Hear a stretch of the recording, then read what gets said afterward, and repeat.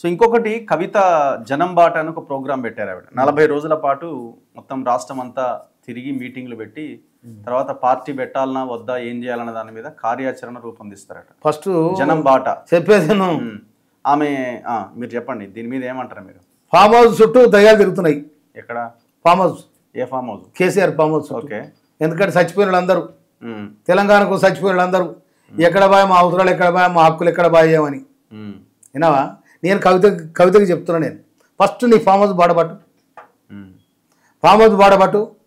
ఇలా మా బల్మూరు వెంకటు కవిత ఇచ్చిన స్టేట్మెంట్ మీద కంప్లైంట్ చేసి ఏ స్టేట్మెంట్? కాళేశ్వరుడు తినేది హరీష్ రావు అని ఇవన్నీ కొన్ని చెప్పింది కవిత. అవును. కనుక కవితకు నిజంగా కేసీఆర్ మరి కవితను ఎందుకు ఇచ్చిపెట్టు నాకు అర్థం కాలే. ఎందుకంటే ఆమెను రాజకీయానికే తీసుకురావద్దు. ఒకరు తీసుకొచ్చిన తర్వాత ఆడపిల్ల వస్తుంది జరగదు ఎవరికైనా. ఇప్పుడు ఆమె మరి నాయన మాట ఏంటదా, ఎవరు మాట ఏంటది, ఆమె సొంతమా లేకపోతే ఆమెకి ఎవరైనా గురువు ఉన్నాడా, ఏం చేద్దాం అనుకుంటే ఎవరికి అర్థం కాదు. కొంచెం అప్పుడు జర తెలంగాణ తల్లిలాగా జర ఇట్లా ఇట్లా ఎంటుకలు ఉండే. ఇప్పుడు కూడా కొంచెం పెద్దరికంగానే నిన్న ప్రెస్ మీట్ సరే పెద్దరికంగానే మాట్లాడుతుంది. కానీ ఆ పెద్దరికం ఆమె వస్తుంది. నేను ఇంకో కవిత కూడా చెప్తున్నా. నేను జూబ్లీ హిల్స్లా మీ బావ మీద కోపం, నీ అయ్య మీద కోపం, నీ అన్న మీద కోపం మన్ను పోసి బీఆర్ఎస్ పార్టీని ఓడి వేసో చెప్పు. మాకు సంబంధం నీకు మైలు వస్తుంది. మాకు సంబంధం లేదా? నీకు సంబంధం లేకపోతే మీ సంసారాలని ప్రజలు గ్రహిస్తారు తల్లి. వినావా? నీకు సంబంధం లేదంటే నువ్వు పార్టీ పెడుతున్నట్టున్నావు, ఉన్న పార్టీకి వ్యతిరేకం చేస్తున్నావా చేస్తలేవా అది తెలవాలంటే నువ్వు ఆ పార్టీని ఓడగొట్టమని చెప్పు. ఆ పార్టీని ఓడగొట్టమని చెప్పు. అట్లా చెప్తుంది. ఎందుకు చెప్పది? ఆమె ఒక పార్టీ పెట్టాలని నేను పార్టీని సస్పెండ్ చేసింది కదా, నేను పార్టీని సస్పెండ్ చేసింది కదా, ఆ పార్టీకి సంబంధం లేదు కదా. అటువంటి ఎందుకు చెప్పవు? ఎవరు సకాలు చేరినావు ఎందుకు చెప్పవు? ఎవరుంటారు ఇంకా చెప్పాలి కదా. మరి అట్లా కూడా కాంగ్రెస్ కూడా ఓడగొట్టమని చెప్పాలి కదా. నువ్వు ఏం చెప్తావు చెప్పాలి కదా. లేదంటున్నా ఎలక్షన్ కి నిన్ను సస్పెండ్ చేసింది బీఆర్ఎస్ పార్టీ. ఎవరు వ్యతిరేకం చేసింది నిన్ను ఎలబట్టింది ఎవరు? BRS party. నువ్వు ఎవరి మీద దాడి చేయాలి? బీఆర్ఎస్ మీద దాడి చేయాలి, అంతే కదా. ఇప్పుడు ఆమె ప్రోగ్రామ్ అంతా దేనికోసం అని మీరు అనుకుంటున్నారు? నేను దేని పార్టీ పెడుతుంది అంతా అవుతుంది. ఏదో ఆమె టైం పాస్ తిరుగుతుంది. టైం పాస్ కింద తిరుగుతారు. ఆమె అటైర్ ఇవన్నీ మొత్తం పెద్ద మనిషిలాగా ఇట్లా తయారవడం ఇదంతా కూడా చాలా డిఫరెంట్ గా ఉంది. ఎక్స్పోజర్ బలంగా ఇవ్వాలనే ప్రయత్నం ఒకటి గట్టిగా జరుగుతుంది. చెప్పేది నువ్వు అంగిలా దొరుకున్నా నేను దోచి కట్టుకొని పోతారు నన్ను పెద్ద లీడర్ అనుకుంటున్నా. అట్లా కాదు. జయలలిత స్టైల్లో ఆమె రాజకీయాలు చేయబోతున్నారేమో. కానీ అట్లా కాదు. కానీ ఆ జయలలిత లాగా లేదు, శశికళ కూడా రాదు. ఎందుకట్లా?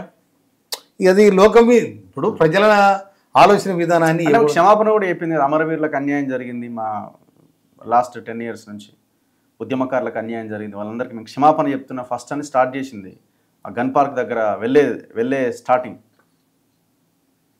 5 సంవత్సరాలు మహిళా మంత్రి లేకుండా నీ అయ్యే రాజ్యం లేదు. నీ కోసం 5 సంవత్సరాలు ఆమె కోసమే మహిళా మంత్రి లేకుండా నా బిడ్డ పర్వత ఎక్కడ పోయిద్దని మహిళా మంత్రిని పెట్టలే. అవునా? అప్పుడు మాట్లాడలే. అమరవీరులు అంటే నీకు అర్థమే తెలియదు. అమరవీరులు అంటే ఏంది? తెలంగాణ నేపథ్యానికి మీకున్న సంబంధం ఏంటిది? తెలంగాణ ఉద్యమ నేపథ్యానికి మీకున్న సంబంధం ఏంటిది? ఆమెకు ఎందుకు లేదు సంబంధం? 69 ఉద్యమకారాలే కదా. 69 నుంచి 56 నుంచి 52 నుంచి ఇవన్నీ ఎక్కడ?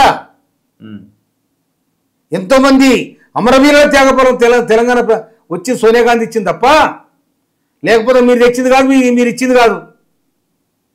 అందుకోసమనే తెలంగాణ అమరవీరులు అనేది మీ అన్న ఒక నన్ను అమరవీరులు ఎంత జోహార్లు అమరవీరులు ఏంది మీ అన్న కేటీఆర్ అన్నాడు ఎప్పుడు ఒక సందర్భంలో. ఓకే. అంటే ఇప్పుడు ఆ పార్టీ నుంచి బయటకు వెళ్ళిపోయి కొత్తగా ప్రారంభించి ఆమె దారిలో వెళ్తుంది కదా, పార్టీ ఫ్లేవర్ ఈమెకు తగలదేమో. అంటే గతంలో జరిగినవన్నీ ఈమెకు ఉంటాయా? ఈమెకి ఏమైనా అంటుకుంటాయా? అంటుకోదా, లేకపోతే ఇది పూస్తారా, లేకపోతే ఏం చేస్తారో తెలియదు. కానీ ఈమె సరిగ్గా కొన్ని రోజులు చూద్దాం. ఎందుకంటే 4 రూపాయలు ఉన్నట్టున్నాయి. మరిగా ఉంటే ఏదో నేను ఇంత పార్టీ పెడుతున్నాను లేకపోతే ప్రజల అభిప్రాయం తీసుకుంటాను ఏదో బయలుదేరితే నేను ఒకటి చెప్తున్నా కవిత గారికి, జూబ్లీ హిల్స్లో నిన్ను సస్పెండ్ చేసిన పార్టీని ఓడగొట్టమని చెప్తా. నిన్ను సస్పెండ్ చేసిన కాంగ్రెస్ ని గెలిపియమని చెప్పాలా? కాంగ్రెస్ ని గెలిపియమని చెప్పాలా? కాంగ్రెస్ నేను ఆ మాట అడుగుతలే నా మాటను. కానీ పుసుక్కున బీఆర్ఎస్ ని ఓడగొట్టండి అని చెప్తే వెనకాల రేవంత్ రెడ్డి ఉండి మాట్లాడిస్తున్నాను అంటారు. అది మీకు ఇంకా నష్టం అయితే.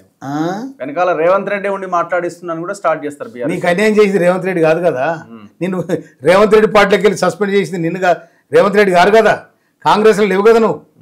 అవునా? మీరు కాంగ్రెస్లో లేరు కదా. అటువంటి సంబంధం ఏంటిది? నేను సస్పెండ్ చేసిండ్రు మీ నాన్న పార్టీ. మీ నాన్నకు 2006లో నువ్వు నీ అన్న అమెరికా నుంచి వచ్చారు 2006లో. అప్పుడు నీ పెళ్ళి నీ అన్న పెళ్ళి తెలంగాణ ఉద్యమంలో అయింది. అక్కడిక్కడ దమ చేసి మీ పెళ్లి చేసాడు కేసీఆర్. విన్నారా? కనుక అందుకోసమనే ఆ కవిత కథ ఎట్లుందో అది ప్రజలు చూస్తారు. కానీ జూబ్లీ హిల్స్ ఎన్నిక మాత్రం బ్రహ్మాండంగా కాంగ్రెస్ పార్టీ మంచి మెజార్టీతో గెలవబోతుందని కూడా నేను సందర్భంగా